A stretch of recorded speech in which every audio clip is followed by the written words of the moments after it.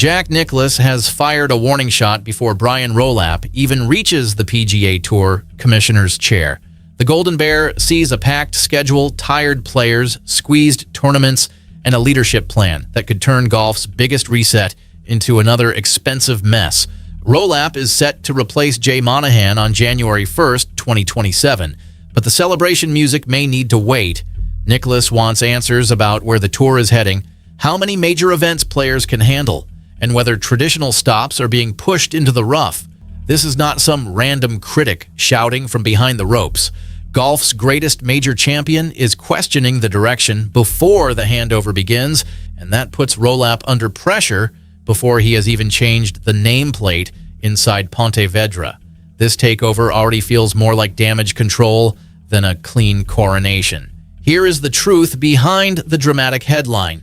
Publicly, Nicklaus has not said Rolap should be blocked from taking over, and he has not attacked him personally. Instead, golf's most respected living legend warned that the scheduling direction could create serious trouble, then said he wanted to discuss it with Rolap and outgoing Commissioner Jay Monahan. Such distinction matters, although it will not make the boardroom comfortable. Imagine receiving the keys to a billion-dollar clubhouse while Jack Nicklaus stands near the first tee saying the engine sounds wrong. Welcome to the job, Brian. The coffee is hot, the politics are hotter, and apparently the calendar needs a rules official. Back in June 2025, the PGA Tour hired Rolap as its first chief executive officer after more than 2 decades of business and media work with the NFL. His arrival was sold as a fresh start, a commercial reset, and a sign that the tour wanted someone who understood television, sponsors, digital audiences, and major league money. Monahan remained commissioner through 2026, while Rolap began learning an organization unlike a normal sports league. Unlike the NFL, this operation does not have 32 owners sitting around one table. Nearly 200 golfers operate independently, each carrying his own schedule, injuries, sponsors, agents, grudges, and definition of fairness. Tiger Woods and Adam Scott helped with the search that brought Rolap into the tour, while business figures took part. Lucas Glover later described the new leader as committed to growing the game and moving forward. Rory McIlroy has backed the direction of Rolap's ideas, even while admitting that changing the PGA Tour resembles turning a huge ship with too many cooks arguing in the kitchen. Somehow that mixed metaphor fits, because professional golf currently feels like a cruise liner being steered through a restaurant during a storm. Support exists, but none of it erases the questions Nicklaus has pushed into public view. During his Memorial Tournament press conference, Nicklaus said he was not exactly in favor of what the tour was doing with its schedule. Nicklaus's main complaint focused on too many important tournaments being squeezed together, leaving individual events trapped between bigger attractions. One example involved the Cognizant Classic, sitting near Pebble Beach, Tiger Woods' event, Bay Hill, and the Players' Championship.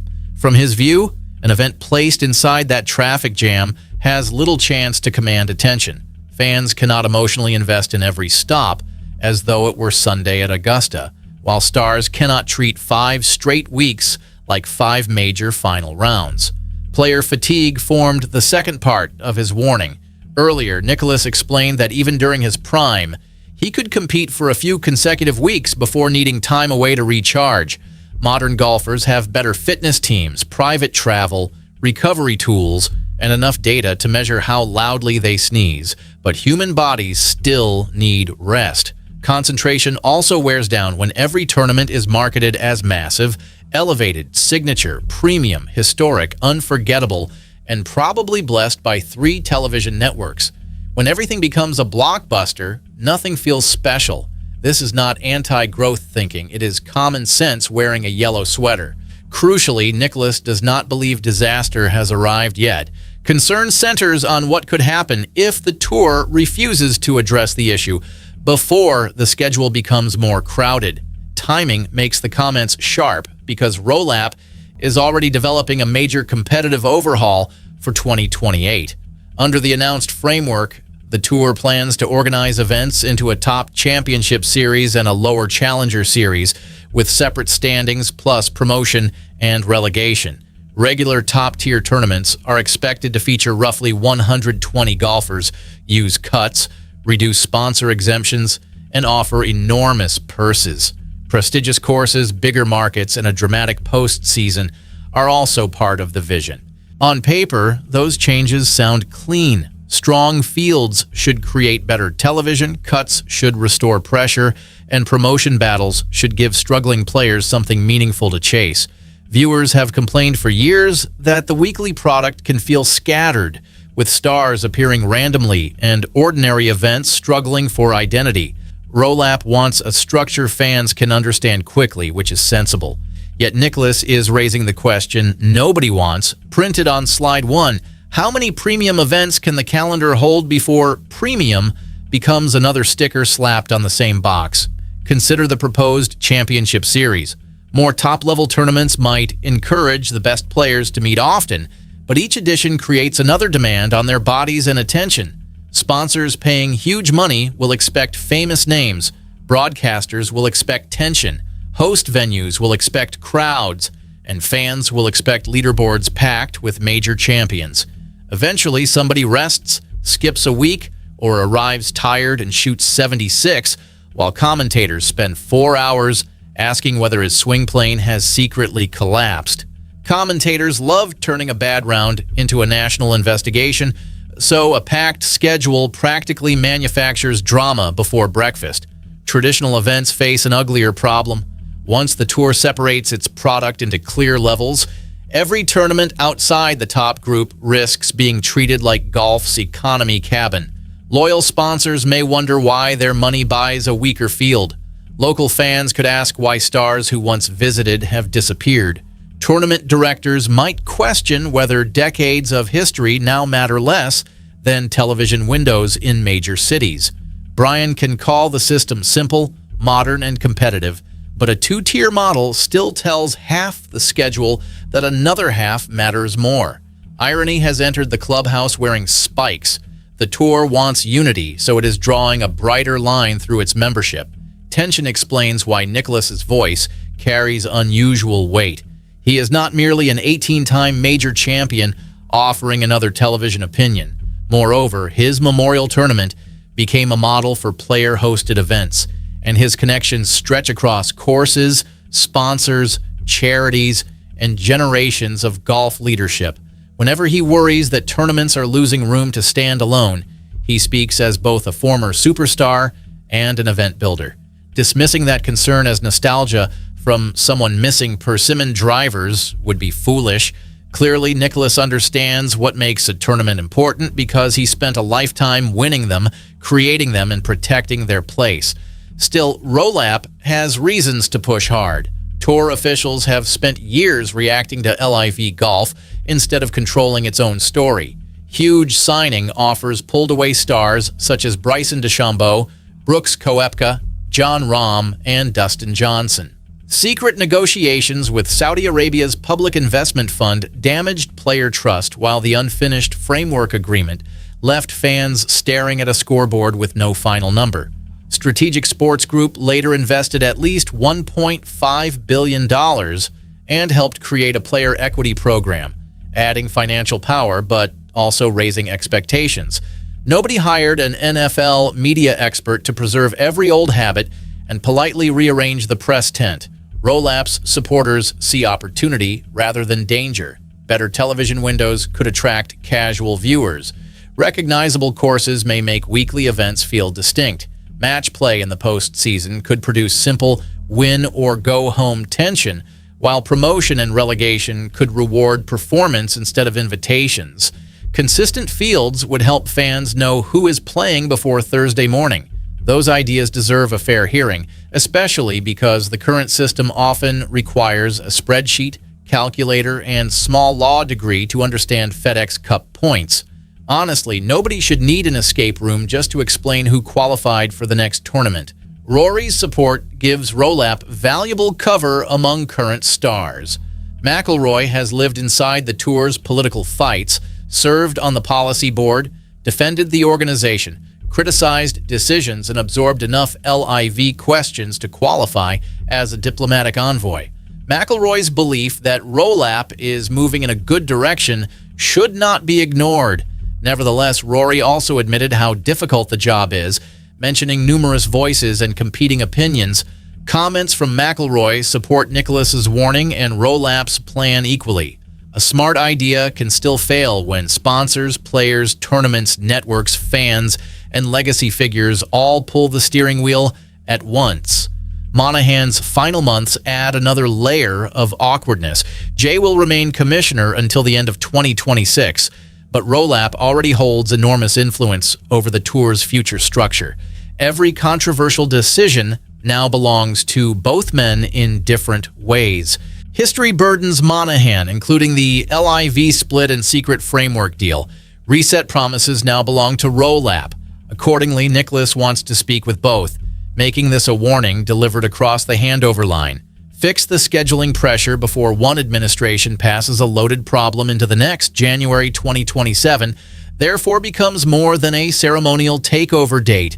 Commissionership brings responsibility for competition, business strategy, sponsor confidence, player relations, media growth, and whatever remains unresolved with LIV Golf. Details must turn broad 2028 concepts into rules golfers can trust. Eligibility details will decide careers. Promotion paths will affect livelihoods. Placement will determine which communities receive stars and which receive polite excuses. Sponsor access will shape where money flows. Any commissioner can survive disagreement, but confusion mixed with suspicion is harder. Golfers forgive a missed putt faster than a system that feels hidden or unfair. For fans, the central fight is not tradition versus change. Frankly, that argument belongs in a dusty trophy case. Central concern is whether the tour can modernize without flattening what makes golf compelling. Weekly events need distinct identities. Great courses need room to breathe. Players need recovery time. Rising talent needs access. Sponsors need value. And viewers need clarity. Major champions must appear enough to keep the product alive without becoming traveling billboards. Balancing those demands requires more than NFL experience, legendary advice, or billionaire investment. It requires a schedule designed like a championship course, where every hole serves a purpose. Importantly, Nicklaus's warning also protects players from a trap stars sometimes help create. Bigger purses sound wonderful until participation expectations become unofficial obligations. Individual golfers who skip a major money week may face questions about commitment, loyalty, or courage. Injured players could return too early, while tired competitors may keep entering because rankings and access demand it. Younger names might chase every opportunity until their form disappears. Leadership cannot celebrate athlete wellness on Monday and build a schedule requiring constant peak performance by Thursday. Rest is not weakness. Sometimes the smartest club is the one left in the bag. Critics will argue that Nicklaus competed in a different era, with different travel, purses, and entertainment choices. Fair point. Today's tour fights not only LIV, but football, basketball, streaming platforms, social media, gaming, and audiences whose attention can vanish during a slow pre-shot routine. Urgency matters because the sports marketplace punishes hesitation. Even so, modern competition makes event identity more important, not less. Crowded calendars filled with similar-looking tournaments will not defeat short attention spans. Clear stories, memorable venues, meaningful stakes, and rested stars might. What should Rolap do next? First, he should meet Nicklaus privately and listen without turning the conversation into a ceremonial photo. Second, he should publish a clear workload model showing how many top event stars are expected to play. Third, he must explain how smaller tournaments remain valuable inside the new system. Fourth, open routes should remain protected for players who earn chances through performance. Finally, he should resist treating every concern as resistance from golf's old guard. Sometimes the old guard is simply pointing at a rake before the new boss steps on it. Perhaps the biggest unanswered question is whether Rolap truly controls the tour or merely manages a crowded coalition. Directors hold power, business investors carry influence, sponsors own contracts, networks control valuable windows, tournament operators maintain local relationships, stars command attention, LIV supplies disruption, and Nicklaus holds moral authority. Each group believes its concern deserves priority, while every compromise creates another unhappy corner. Reality explains why Monahan's tenure became so turbulent. Certainly, an elite negotiator cannot give 1 yardage to 7 golfers hitting toward different greens. Ultimately, this moment tests tone as much as policy. Management could treat Nicklaus's remarks as an attack, allowing supporters to dismiss them as outdated thinking. Alternatively, he can use the warning as proof that his process welcomes hard questions before the final plan arrives. Disappointed viewers have watched too many golf leaders hide behind careful statements while major decisions happened privately. Open debate would strengthen the takeover. Public trust, once lost, returns slowly and only after leaders show their work. Transparency could lower the temperature. Respect might prevent disagreement from becoming another scandal. And clear answers would show that the new commissioner understands golf cannot be run only as content inventory. So, is the PGA Tour truly in shock? Maybe not yet, but the ground is moving beneath its polished shoes. Jack Nicklaus has identified a fault line involving packed schedules, exhausted players, weakened tournaments, and premium event overload. Meanwhile, Brian Rolapp is preparing to take full control while selling a bold 2028 structure designed to simplify competition and grow the business. Both men could be right. Plainly, the tour needs major change, and that change could still become too much too quickly. Powerful drives mean nothing when the ball flies through the fairway and disappears behind the grandstand. Now the pressure shifts to Rolap. Will he adjust the spacing, protect tournament identity, and prove that growth does not require squeezing every dollar from every available week? Or will the tour keep stacking major events until players look drained, sponsors feel ignored, and fans stop believing every must-watch label? Already, Nicklaus has offered the warning before the takeover becomes official. Ignoring him would be bold. Listening carefully would be smarter. Turning his concern into a better plan could become the first victory of Rolap's commissionership, months before he occupies the chair. What do you think? Is Jack Nicklaus protecting the soul of the PGA Tour?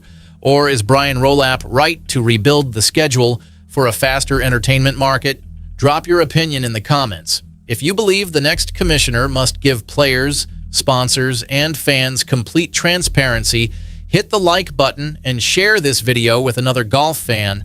Subscribe for every major update, controversy, and clubhouse clash, because this takeover fight is nowhere near the 18th green.